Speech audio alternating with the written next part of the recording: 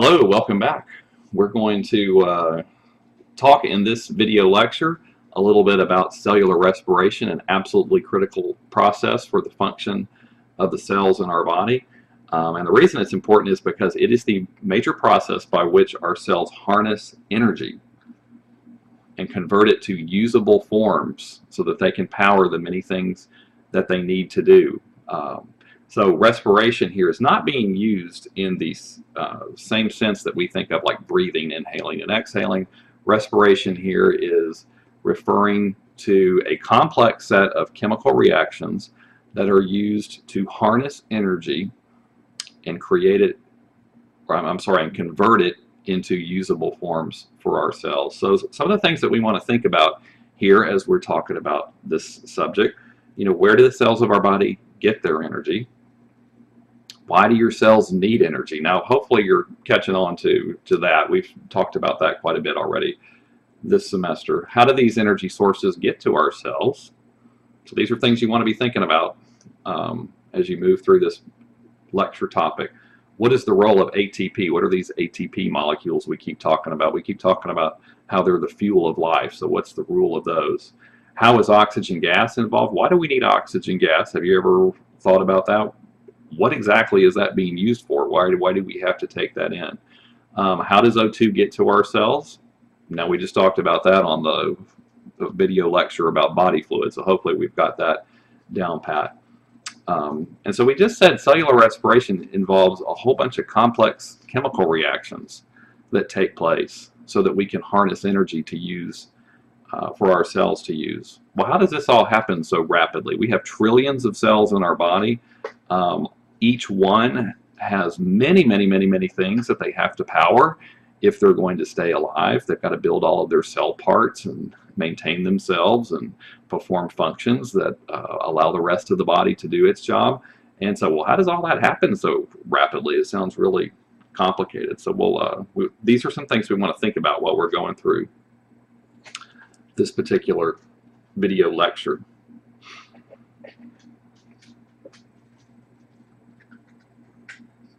All right, so as you know, all cells must harness and use energy to survive. That's one of those basic requirements of life. That's one of those basic properties of a living thing. All right, so humans, along with many types of organisms on the planet, get their energy by breaking down food molecules. Our food molecules are organic macromolecules.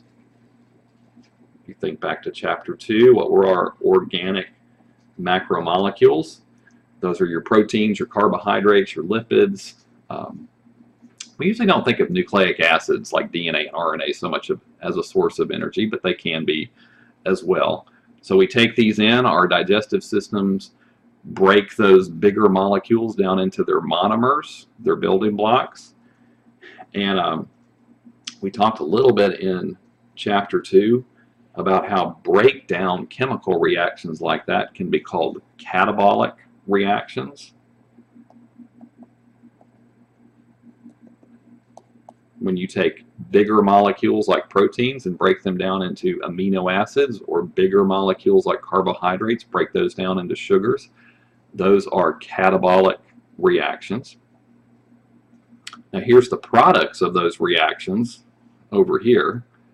So those are generally going to be your monomers or building blocks that you have there. And what else did we learn about catabolic reactions earlier? Catabolic reactions release energy. Okay, they are exergonic. It's another term for releasing energy. Energy exits. And I know this is kind of abstract to think about, but again, when you break the covalent bonds between atoms in a molecule, you have energy stored in those covalent bonds. And so when they get broken, that energy gets released. And what cellular respiration is going to do is try to harness that energy. How do we capture that energy and try to use it? All right. So we said catabolic reactions release energy. That's what they're showing you here. They have this highlighted. Useful forms of energy. That's some of the energy being released. Notice over here, though, we have lost heat. So when we break down larger molecules into smaller molecules, we can capture some of that energy. Those are the useful forms, but quite a bit of it actually gets lost. Energy can change form, so the energy that's stored in your in the bonds of your nutrients that you're consuming, as they get broken down, some of that gets converted to heat energy and is lost as heat. Now, some of that heat, of course, is very good because that's how we maintain our body temperature. That's where our internal body heat is coming from. You see this in your car as well. When your car engine is running and it's breaking down gasoline molecules, and as those get broken apart, those chemical reactions are releasing heat that is actually used to power your motor. But you guys know the engine gets very, very hot, so some of that heat is lost as well back to the surrounding air. All right, so then what do cells need to do with this energy? We have all these useful forms of energy that we have recovered. Well, one of the things they have to do is build all their parts. So you got to have energy to build things. Building reactions are anabolic reactions. Requires energy input. So those are also called endergonic reactions, energy in. So like they're showing you down here, you've got all these building blocks, many of which you have, some of those our cells can make, but many of them come from the foods that we eat. And so our cells take those building blocks, they perform anabolic building reactions, and put those building blocks together in different combinations to build all of our important molecules. All right, so these are going to be big organic molecules once again. And again, what are we going to use to power that building? This energy that we harnessed. Energy that we harnessed by breaking down our nutrients. All right, and what about this ATP molecule we keep talking about? What in the world are we talking about there? Why do we need this stuff? We just said we can harness energy from our nutrients. So what in the world do we need ATP for? All right, so what happens is, so yes, you break things down like glucose, sugar. Glucose is the preferred source for rapid energy when you break that down. And yes, you can capture energy from an individual glucose, but that process is pretty complex. It takes, as we're going to see shortly, it takes a whole bunch of steps to break down just one glucose molecule and capture the useful energy in that molecule. So it would be very inefficient if every time a cell needed some fuel to do something, like maybe wiggle a sperm tail or pump ions across the cell membrane. That takes work. Hey, I need energy to build a protein that's critical for my survival. If every time you were going to do that, you were having to chip away at a glucose molecule and break it down, that would be very inefficient. So what cells do is when they capture energy from catabolism, so energy that they have captured by breaking down nutrients, they harness that energy and they temporarily store it in the form of an ATP molecule. And they do that by linking together ADP, that stands for adenosine diphosphate, which is actually, let's see, yeah, that's written for you over here, and phosphate, which is a phosphorus surrounded by oxygens, sometimes called inorganic phosphate because it's an inorganic type molecule. So you have those always floating around inside your cells, ADP and phosphate, they're always there.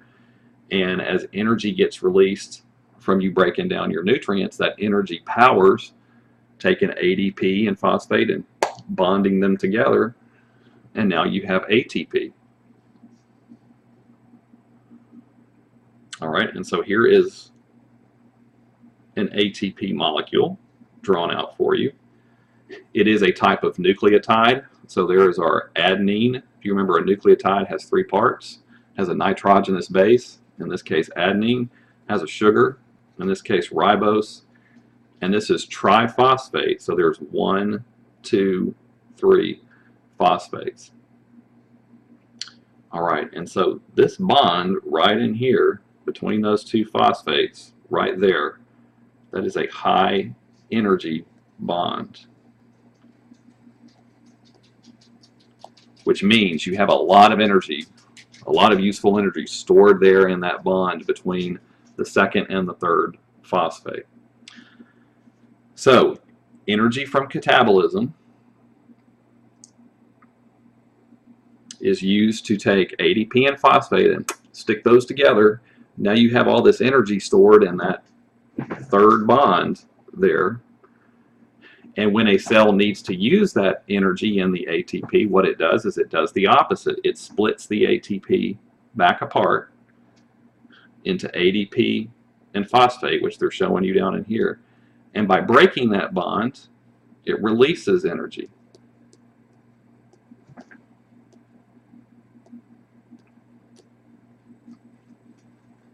So you're breaking the bond within the ATP. You've got the ADP and the phosphate hooked together. You break that bond, and that releases energy that the cell can use. Now that is a useful type of energy that a cell can use instantly.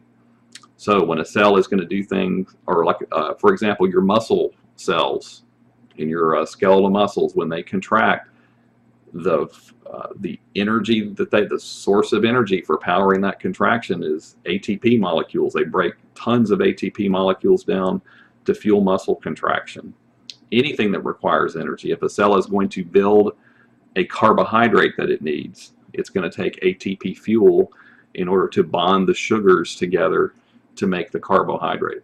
So many things that cells do require energy that they have to power.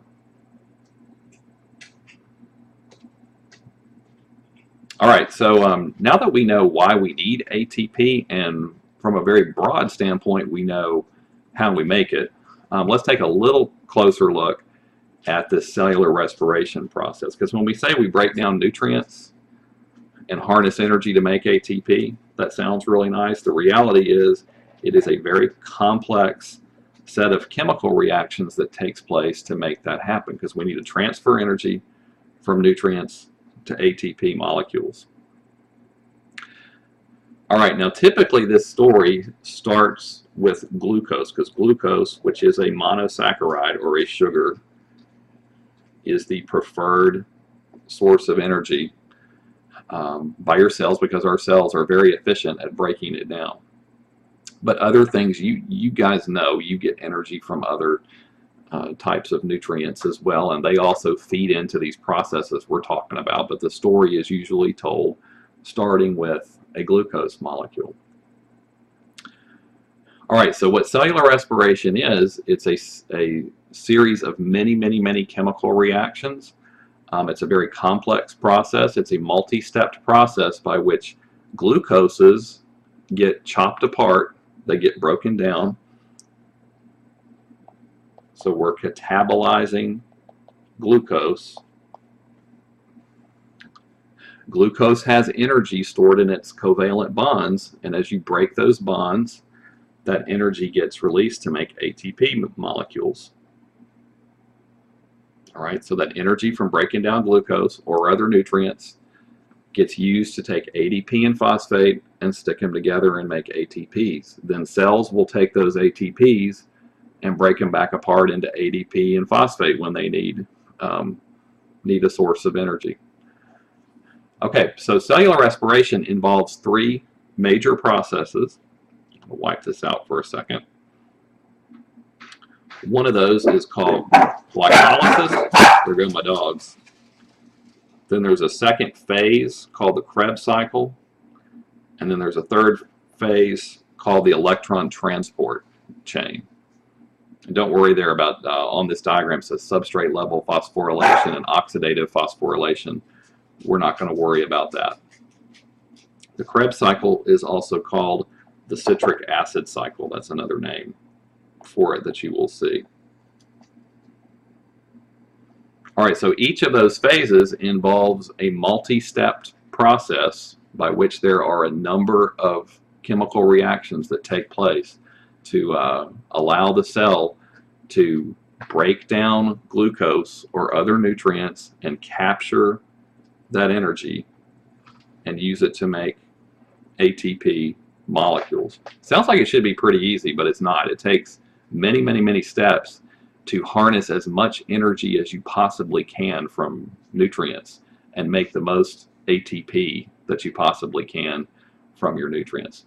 All right, so if you take future biology courses, or you go on to graduate school, or if you're a biology major, if you're planning to go to medical school or pharmacy school, you're going to wind up studying this process in a lot more detail. You're going to look at a detailed, you're going to in detail learn about all these chemical reactions that occur in each of these different phases. We're not going to do that in this class. We're just going to kind of look at the big picture of how these things work.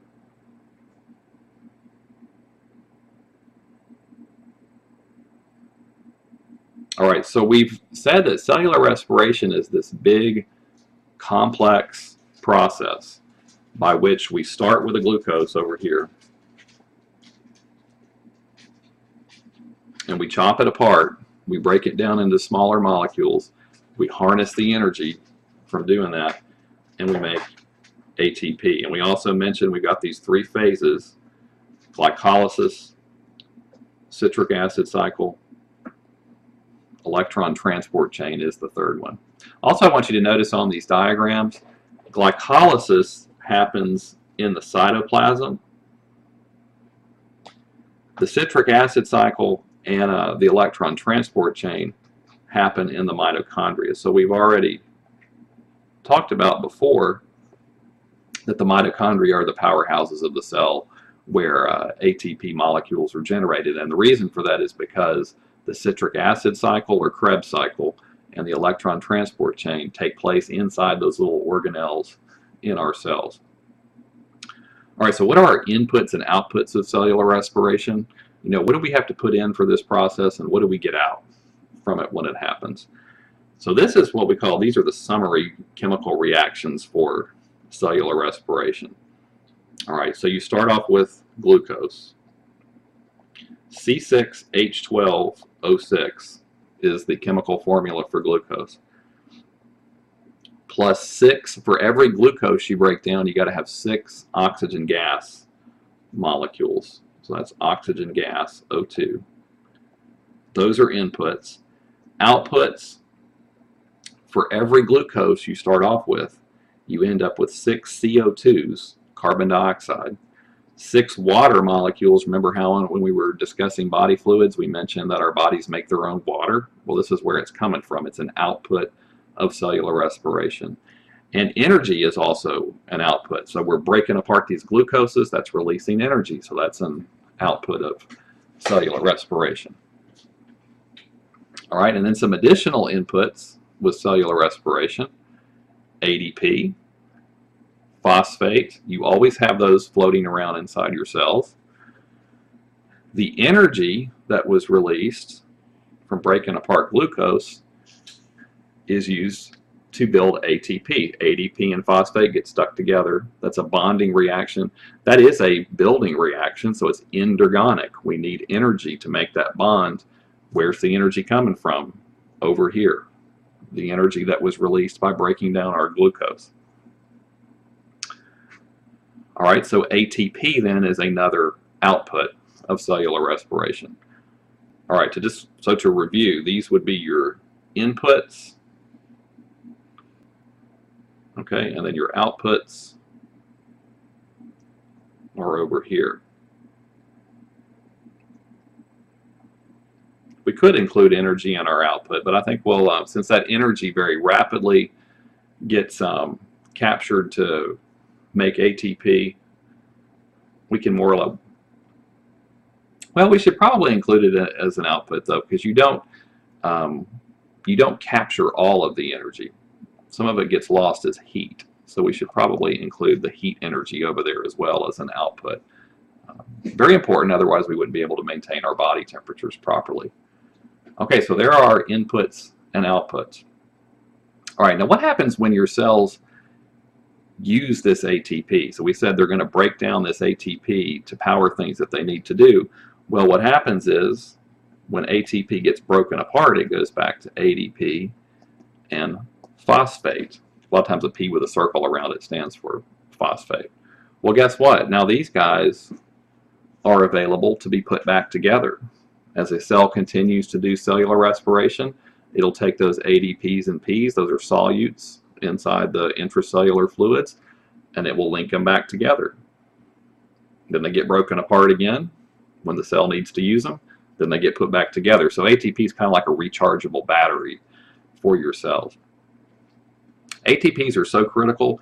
If you actually totaled up the number of ATP molecules in your body, it's I've seen the number before. An average human being, it's like a 1 with 21 zeros or something after it. It's astronomical.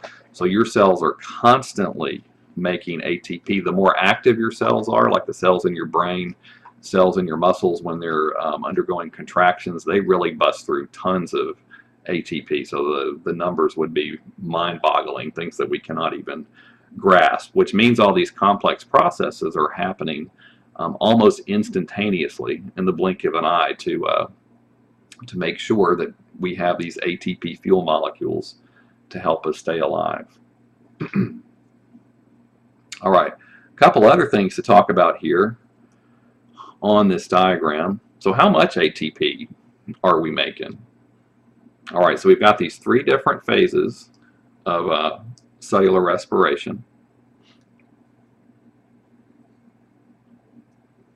During the glycolysis phase, glycolysis is the phase, if you look here on the diagram, glucose gets converted to a molecule called pyruvic acid. So glucose has 6 carbons in it. Pyruvic acids have 3 carbons in them. So you actually take a glucose and you split it apart into 2 of those. So you've partially broken the glucose down. You've released a little bit of the energy that was stored in it. So a cell will typically gain about 2 ATPs from glycolysis. All right, so your pyruvic acids here, those are partially broken down glucoses. So they go inside the mitochondria, or inside, if you have just one of them, is going inside one mitochondrion in your cell. And then it enters, there's a reaction there you see on the diagram called the preparatory reaction. That's one step.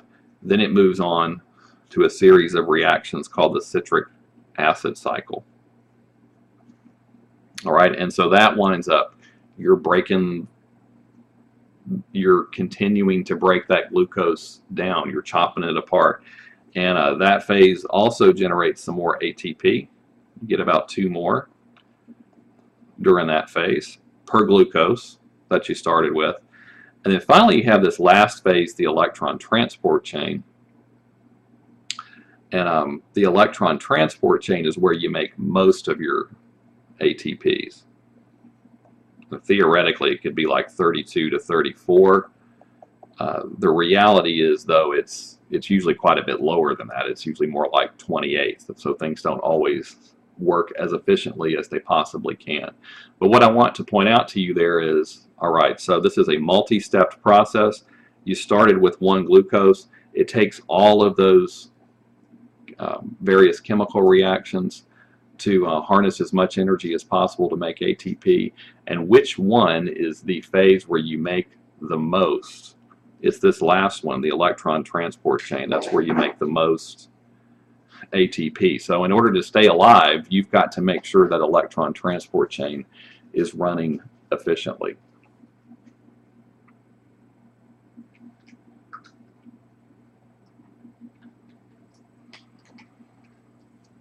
All right, another thing I want to point out to you, okay, so we understand why glucose is an input for cellular respiration. Why do we need oxygen gas? What in the world do we need that for? If you notice over here on the right-hand side of this diagram, you've got O2s are converted to water molecules. That is the very last chemical reaction of cellular respiration, the very last one in this electron transport chain phase. And what happens is, if you don't have O2 around and that chemical reaction doesn't take place, the entire electron transport chain shuts down and so does the citric acid cycle. You can't run either of those phases anymore. And then guess what happens? So we just talked about how you make most of your ATP during the electron transport chain, right? So if you can't run those chemical reactions as part of that process, you've wiped out your ability to make most of your ATP. What do you think is going to happen to you if you can't make your ATP? You are not going to survive. You're going to die if you can't make it, because it is such a vital fuel molecule. Your cells have to have that in order for you to be able to survive. So that's why we need O2. We need oxygen gas for the very last step of the electron transport chain. If you don't have it, most of cellular respiration shuts down. You can still do this first part over here called glycolysis, but you're only getting 2 measly little ATPs over here for every glucose you start off with, and that's not enough to keep you alive.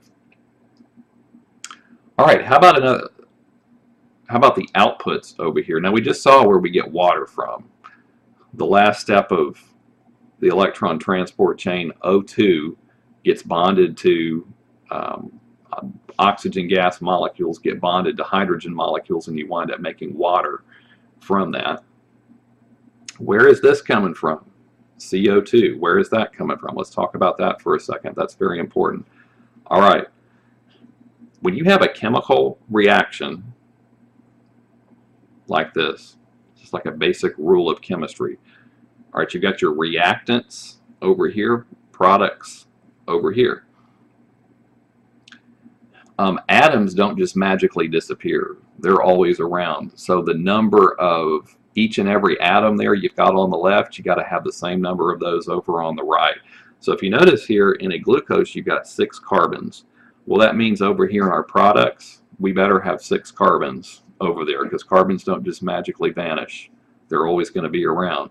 So where are our 6 carbons over there on the right-hand side? They're in those 6 CO2 molecules. All right, so what that means is the carbons in your glucose, we say glucose is getting chopped apart. We're breaking that apart into smaller molecules. Well, after the complex reactions that take place with cellular respiration, the carbons in the glucose wind up in 6 carbon dioxide molecules. That's where the carbon goes. The carbons are now part of CO2 molecules. All right, so that is the source of CO2. We've talked about how CO2 is a waste from our cells. That's where it's coming from. It's coming from cellular respiration. That has to diffuse out of your cells. It gets into your body fluids. It gets into the blood. The blood carries it to the lungs. The CO2 diffuses out of the blood into the air sacs in your lungs, and you exhale it out, like we were talking about over on during the body fluids lecture a little bit earlier. All right, so that's kind of just a general overview of the cellular respiration processes, and we're not going to get too caught up in the details, but go back and look through those questions at the very beginning of the lecture and see if you understand it well enough to answer those particular questions.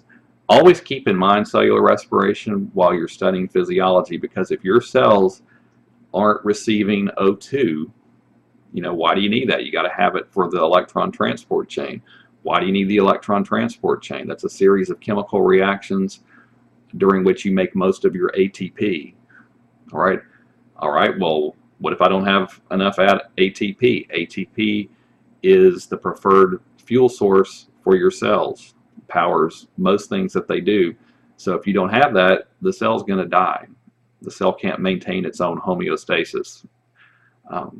So you think about that, because a lot of things in anatomy and physiology as you continue to move through the course can be traced back to or blamed on problems with cellular respiration. It's a very, very important process. Or even things like your body heat. Heat. Where is heat in your body coming from? It's coming from those catabolic reactions where you're breaking down nutrients to harness the energy to make ATP. So keep heat in your mind linked with cellular respiration as well. And I promise it's not as scary as it sounds with all the new terminology, and we're not even looking at the individual chemical reactions that take place. Just try to look at the bigger picture and keep in mind the broader goals of the process, and you'll be fine for your anatomy and physiology courses. All right, the next topic that we're going to discuss, all right, so we've talked about, okay, in kind of a broad way, you've got all these many chemical reactions that have to take place to as part of cellular respiration. So how in the world do those chemical reactions take place so efficiently? We said these things have to happen almost instantaneously, and also in such a coordinated fashion. What actually makes that happen? That's where enzymes come in. So the enzymes will be the subject of our next video lecture.